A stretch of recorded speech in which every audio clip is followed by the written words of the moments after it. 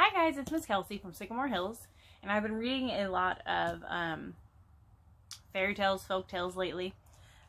Today I'm going to read one of my favorites, the true story of the Three Little Pigs by a wolf.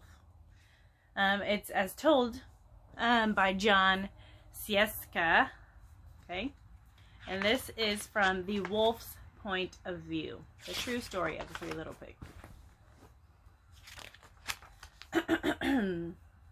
Everybody knows the story of the Three Little Pigs, or at least they think they do.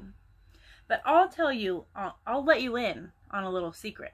Nobody knows the real story, because nobody has ever heard my side. I am the wolf, Alexander T. Wolf. You can call me Al.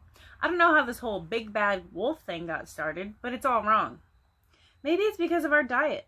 Hey, it's not my fault wolves eat cute little animals like bunnies and sheep and pigs. That's just the way we are. If cheeseburgers were cute, folks would probably think you were big and bad too. But like I was saying, the whole big bad wolf thing is all wrong. The real story is about a sneeze and a cup of sugar. This is the real story. Way back in Once Upon a Time, I was making a birthday cake for my dear old granny. I had a terrible sneezing cold, and I ran out of sugar.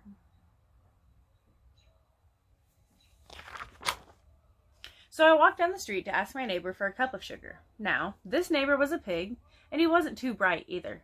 He had built his whole house out of straw. Can you believe it? I mean, who in his right mind would build a house out of straw?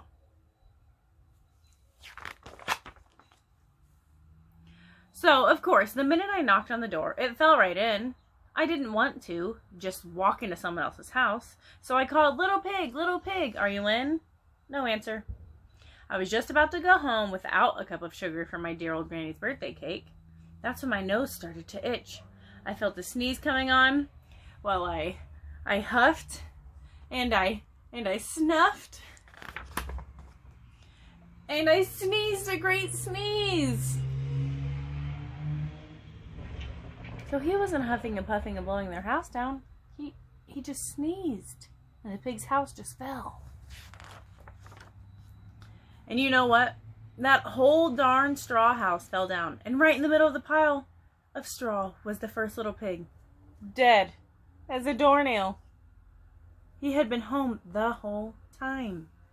It seemed like a shame to leave a perfectly good ham dinner lying there in the straw, so I ate it up. Think of it as a big cheeseburger, just lying there.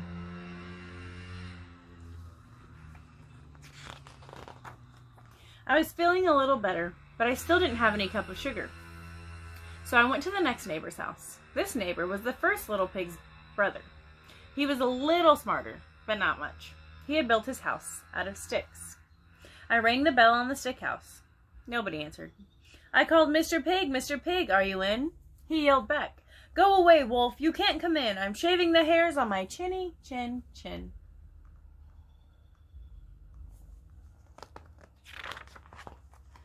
I had just grabbed the doorknob when I felt another sneeze coming on. I huffed, and I snuffed, and I tried to cover my mouth, but I sneezed a great sneeze.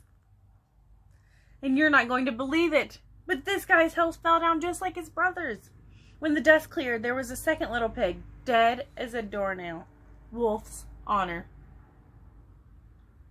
Huh. So it's just the sneezing. He's got really big sneezes, I'd say. Now, you know food will spoil if you just leave it out in the open. So I did the only thing there was to do. I had dinner again. Think of it as a second helping. I was getting awfully full, but my cold was feeling a little better. And I still didn't have that cup of sugar for my dear old granny's birthday cake. So I went to the next house. This guy was the first and second little pig's brother.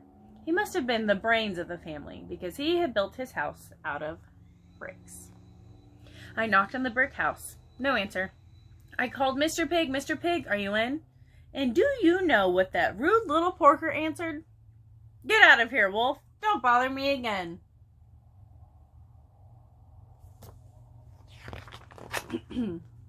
Talk about impolite. He probably had a whole sack full of sugar, and he wouldn't give me even one little cup. For my dear old sweet granny's birthday cake. What a pig! I was just about to go home and maybe make a nice birthday card instead of a cake when I felt my cold coming on. I huffed, and I snuffed, and I sneezed once again. Then the third little pig yelled, "And your old granny can sit on a pin." Wow, that pig is pretty rude. I'd have to agree with Mr. Wolf. Now, I'm usually a pretty calm fellow, but when somebody talks about my granny like that, I go a little crazy. When the cops drove up, of course I was trying to break down the pig's door, and the whole time I was huffing and puffing and sneezing and making a real scene. The rest, as they say, is history. The news reporters found out about the 2 pigs I had for dinner. They figured a sick guy going to borrow a cup of sugar didn't sound very exciting. So they jazzed up the story with all of that huff and puff and blow your house down. And they made me the big bad wolf. That's it. The real story. I was framed. But maybe you could loan me a cup of sugar? The end. Alright, do you believe the wolf? Or do you think he's the big bad wolf?